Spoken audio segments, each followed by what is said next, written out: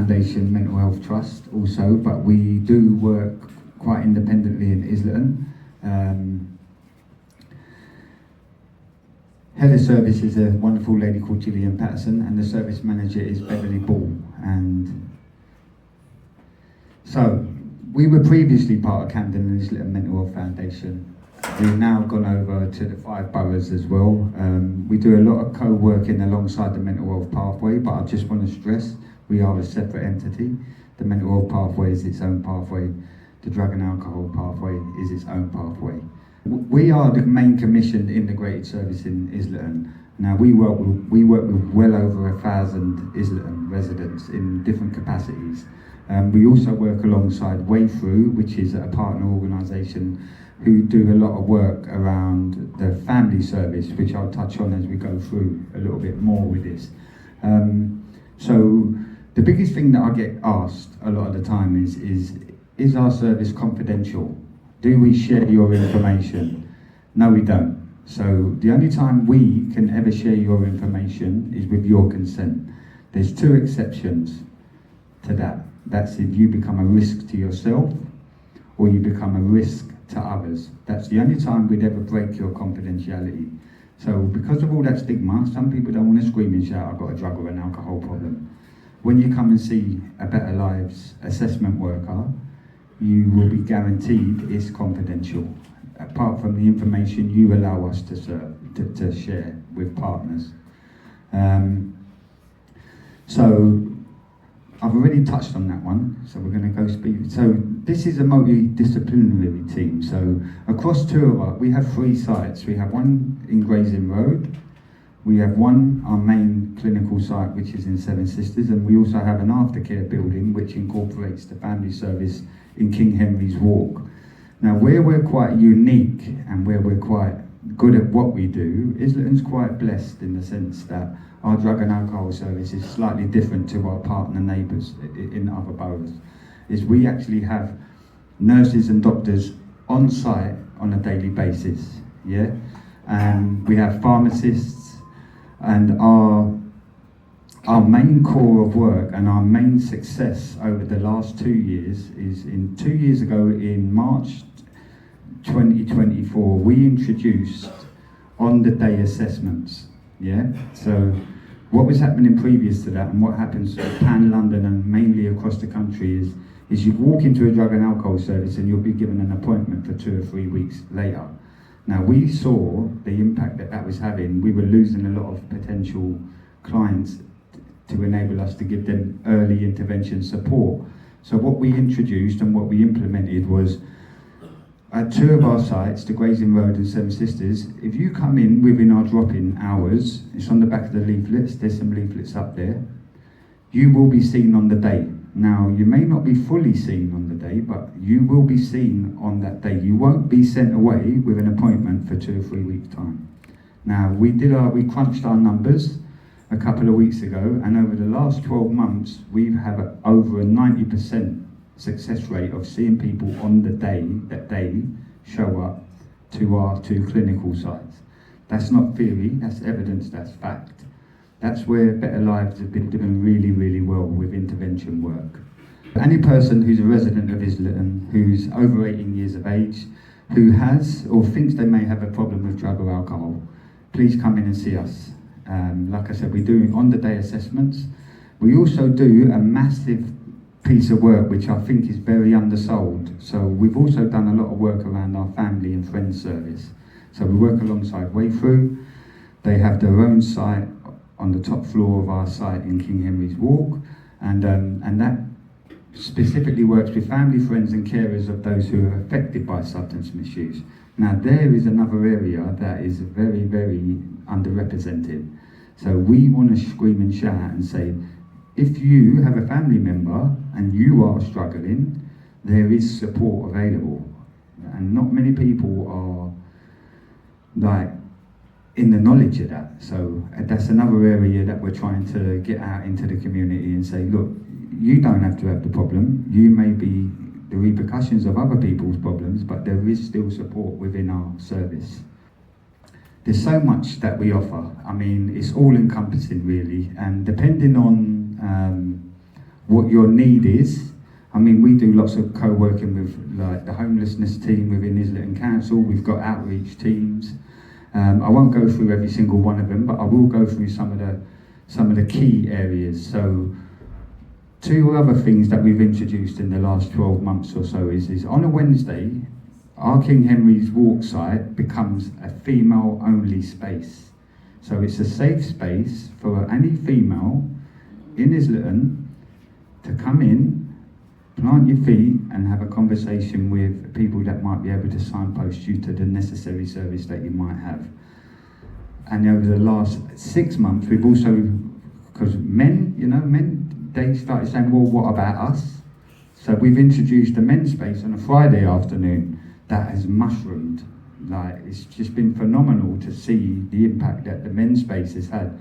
But going back to the women's space, that's been probably our biggest and most successful piece of work that we've done recently, because it's broken down lots of stigma, it's broken down lots of barriers, and we're getting 20 to 30 women coming into our site every single Wednesday. Phenomenal numbers for a drug and alcohol service. I've been in the field for 12 years now, never seen a women's space like it, and I've worked across a few of the boroughs. So we do lots of stuff around psychology. So we do a structured day program. If you've come into treatment, and whichever drug of choice it is, you'll be assessed, and then you'll have a range of options about your treatments. And it all centres on what your need is. We don't push it on you, we give you choice. You then make a choice of which pathway you would like to go down. We do early intervention, we do continued support, we do medical assessments, previews and prescribing. All of this is done in-house, which kind of like narrows everything down. You haven't got to go here, there and everywhere. You come to a Better Life site and it's all encompassing in one place. So again, there's so much on offer. We do work with the mental health teams. We've got 2 specific workers who go over to the Lava Road site, and they work alongside the core teams, and they also work alongside the ward teams who are at Highgate, and that's an area that is being developed, and that's something that we know needs to be developed more for successful impacts and outcomes. But we've started doing that, and like there's new terminology, it's called co-occurring, whereas if you come from my day, my background is dual diagnosis, but it's a new language now, so it's co-occurring. So anyone with a co-occurring condition where the primary need is drugs and alcohol, that will be addressed alongside the mental health need. Now we all know there is issues and difficulty with accessing mental health support. I'm not saying we can give you any better support, but what we can do is do the co-occurring approach, which is we work in a trauma-informed way, and we have a good support team. We have our own psychiatrists, we have our own psychologists who will do assessments. I'm not saying they're going to get you to where you need to go faster, but we do have that capability in-house. And one of the big areas that we're developing in is a specific job of mine is to build and maintain better relationships with our community partners, rehab it being one of them. So we're required, we're able to have these relationships with our partner organisations and do referrals in, help on your doorstep. One of them, we do lots of work with Sean's organisation, and some of that work is ongoing, and there's been quite a bit of success with that. We also offer, when people do stabilise and they get to a certain point in their treatment, we offer employment training and education. So people who might be wanting to go back into work, we also have that avenue. Where are we located? Like I said, so we are, our main and our busiest site is at Seven Sisters Road, which is our busiest site. We also have a site, although it's not in Islington, it's just on the border. It's near King's Cross Station, we have a Grazing Road site. And then, like I said, the family service and the aftercare service is based at King Henry's Walk. And here's some of the other places where you can see Better Lives in action. So we are in shared care, GP surgeries. We have a specific worker who goes into local police stations every single morning to go and see if there's anybody who's in need of a drug and alcohol support pathway. Probation courts, we have in-reach workers for prisons. We're doing specific new pieces of work within the hostels and the supported housing units, so the ones over in Stacey Street, the ones in Liverpool Road. We're in there on a weekly basis offering support. Again, touching on the mental health services, we're doing some really impactful work around that. I'm happy to take some questions around this. So within the last 12 to 18 months, here's some of the stuff that we've done successfully. So we work to a clear service plan, which is focused on letting people know that we are one of only 2 or 3 services in the country who will see you on the day. It's unheard of. It's real, and I reiterate that again. To walk into our service on the day, you will be seen. You don't get that anywhere else in central London. We're quite unique, and we're quite lucky to have the commissioning team that we do have, the public health team. They really do support what we implement in Islington. We also do a lot of work with SWIM, who are cultural specific for the Afro-Caribbean community, so we will work alongside them.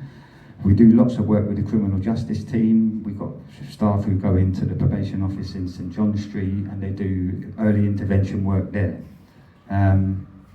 Developing and strengthening local links to increase the number of satellites. So we're in different areas on a monthly basis. So working with the Forward Trust, the weekend service, sadly, is coming to an end at the end of this financial year. So we've just had we've had a pilot of a year of having a weekend service alongside the Forward Trust, and I'm sure moving forward that's going to be relooked at and potentially put in place again, because I believe a weekend service is also essential. So here's just a couple of little feedbacks from some of the service users we've worked with over the last 12 months. Now I haven't pulled these from the archives. These are very, very recent, yeah? So we've been doing some really effective. We're not a perfect service. We've still got lots to learn, and we've still got lots to do.